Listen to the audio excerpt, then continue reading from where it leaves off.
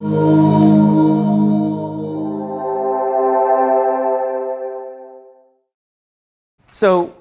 we sort of know that the way this class is focused is around software as a service.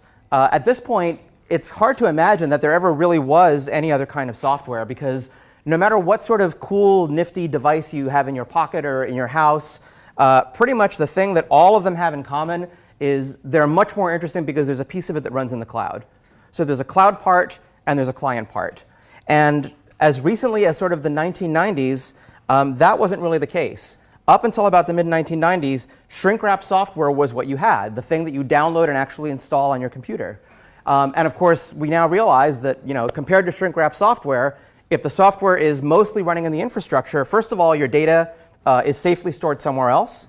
So not that I like to lose my computer, but if my computer was run over by a truck today, I would sort of lose a day's worth of inconvenience in getting my hands on another one. But my data would be spoken for, and you can collaborate, right? It's much easier to collaborate on data stored in the cloud.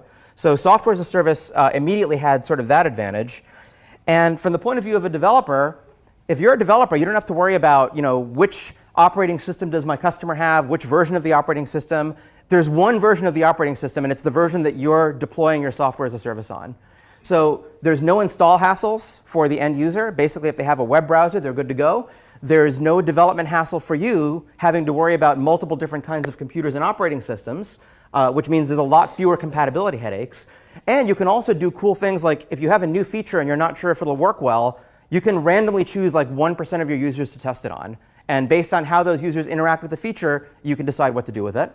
Upgrading is a lot easier, right? Instead of having to, hopefully everyone will download the brand new binary and install it on their phone or on their PC, upgrade just means you deploy the newest version to the cloud. And the next time their browser or their mobile app front end hits it, they will get the updated version of the software. And finally, we know that one of the keys of Agile is continuous customer feedback. Well, if you're deploying new features all the time and you can get them out that quickly, what a great way to get rapid customer feedback.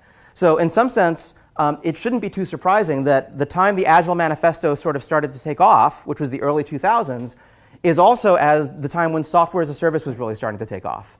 Right? They're almost made for each other because software as a service makes possible the exact thing that Agile proponents say is one of the big strengths of Agile. Less risk in terms of having time that you've spent building something without customer feedback to know if you're building the right thing.